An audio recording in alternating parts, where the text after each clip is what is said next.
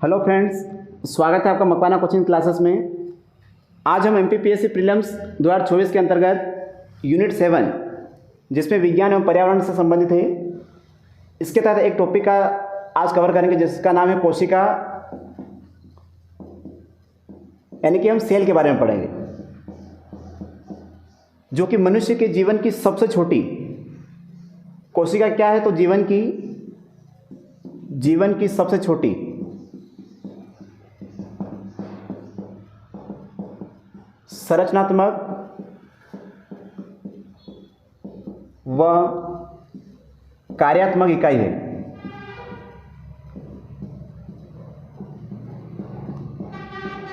तो कोशिका क्या है? जीवन की सबसे छोटी संरचनात्मक व कार्यात्मक इकाई है।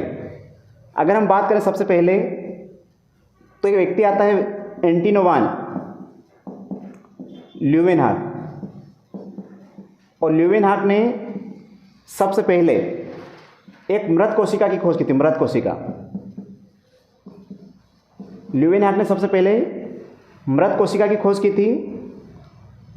इसके बाद अगर हम तीसरा पॉइंट अगर पढ़ें, तो कोशिका का जो अध्ययन होता है कि कोशिका का अध्ययन किस शाखा में किया जाता है, तो साइटोलॉजी में।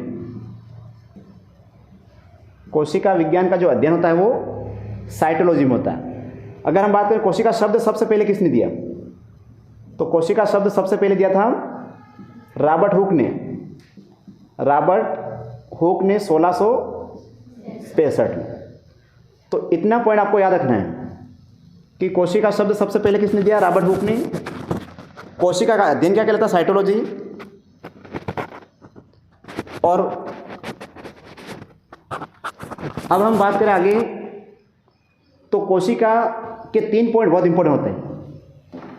सबसे पहला जो पॉइंट है कि सबसे बड़ी कोशिका कौन सी? आप लोग बताओ, सबसे बड़ी कोशिका कौन सी?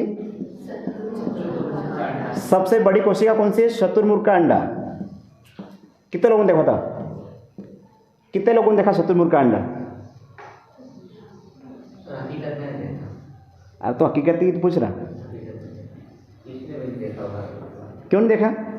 सबसे बड़ी कोशिका है शुतुरमुर्ग का अंडा। जाओगे तो दिखोगे ना, यहाँ से निकलते ही, निकाल से देखो, शुतुरमुर्ग का अंडा, ये सबसे बड़ी कोशिका हो गई। अगर हम सबसे छोटी कोशिका की बात करें, सबसे छोटी कोशिका कौन सी है? तो माइकोप्लाज्मा। माइकोप्लाज्मा गैलीसेप्टिकम सबसे छोटी कोशिका है, माइकोप्लाज्मा गैलीसेप्टिकम। और अगर हम सबसे लंबी कोशिका की बात करें, तो सबसे लंबी कोशिका है नर्वस सिस्टम। नर्वस सिस्टम, और इसको बोलते हैं तंत्रिका तंत्र। जो हमारे शरीर की रीढ़ की हड्डी है उसी को बोलते हैं तंत्रिका तंत्र। तो ये 3 पॉइंट बहुत इंपॉर्टेंट है। सबसे बड़ी कोशिका कौन सी है? शुतुरमुर्ग का अंडा। सबसे बड़ी शुतुरमुर्ग का अंडा। सबसे छोटी कोशिका कौन सी है? Mycoplasma gallisepticum. और सबसे लंबी कोशिका, ये देखिए, तो तंत्रिका तंत्र। सबसे लंबी जो कोशिका है वो है तंत्रिका तंत्र। ठीक है, तो बताओ कोशिका का अध्ययन किसमें किया था? साइटोलॉजी में। कोशिका शब्द सबसे पहले किसने दिया? रॉबर्ट हुक ने कब दिया था? 1665 में। कोशिका की खोज सबसे पहले किसने की थी? तो ल्यूवेनहॉक ने एक मृत कोशिका में की थी। ठीक है, कोशिका के अंदर ये 3 पॉइंट याद रखना है। और कोशिका है क्या?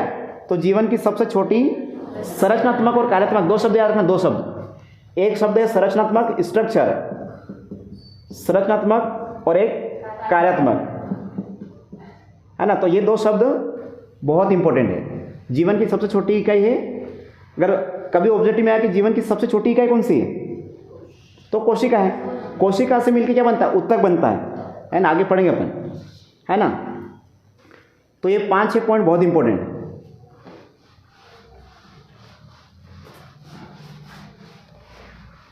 चलो अगला पॉइंट इसके अंदर पढ़ेंगे अपन, जीव द्रव्य। जीव द्रव्य, तो आप लोग बताओ जीव द्रव्य है क्या है?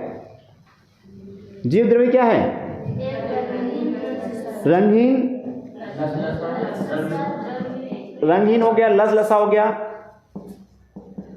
गाढ़ा हो गया और द्रवयुक्त, ये पदार्थ है। तो जीव द्रव्य एक रंगहीन है, लसलसा, गाढ़ा और द्रवयुक्त पदार्थ है। अगर हम जीव द्रव्य की बात करें तो सबसे पहले इसकी खोज किसने की थी? बताओ, जीव द्रव्य की खोज किसने की थी? पुरकिंजर ने। पुरकिंजर ने की थी 1839 में, सही है। जीव द्रव्य की खोज पुरकिंजर ने 1839 में की थी। अगर हम बात करें जीव द्रव्य के बारे में तो जीव द्रव्य क्या है? जीवन में, मतलब किसी जीव है तो जीव की सारी क्रियाएं इसी के द्वारा होती है। किसी भी जीव की सारी क्रियाएं, सारी जो प्रोसेस होती है वो सब इसी के द्वारा होती है। किसी जीव की सारी क्रियाएं इसी के द्वारा होती है, इसीलिए इसे जीवन का भौतिक आधार कहते हैं। इसीलिए इसे जीवन का भौतिक आधार कहते हैं। बहुत अच्छा फैक्ट है ये। जीव की सारी क्रियाएं जीव द्रव्य के द्वारा ही होती है, इसीलिए इसे जीवन का भौतिक आधार कहते हैं। अगर हम आगे बात करें तो जीव द्रव्य दो प्रकार का होता है।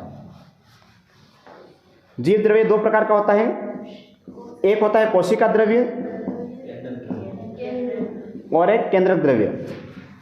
एक होता है केंद्रक द्रव्य, कोशिका द्रव्य और केंद्रक द्रव्य। कोशिका द्रव्य क्या बताओ?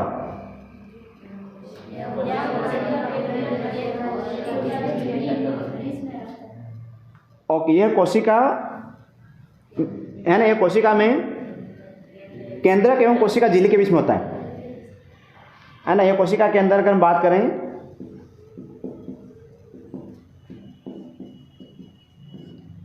तो यह कोशिका में केंद्रक एवं कोशिका झिल्ली के बीच में होता है। केंद्रक एवं कोशिका झिल्ली के बीच में, सेल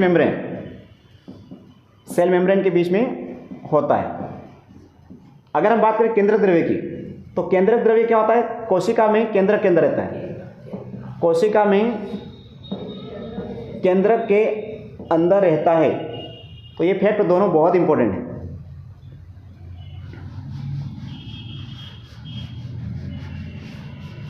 अगला बताओ, अगला जो पॉइंट है कि जीव द्रव्य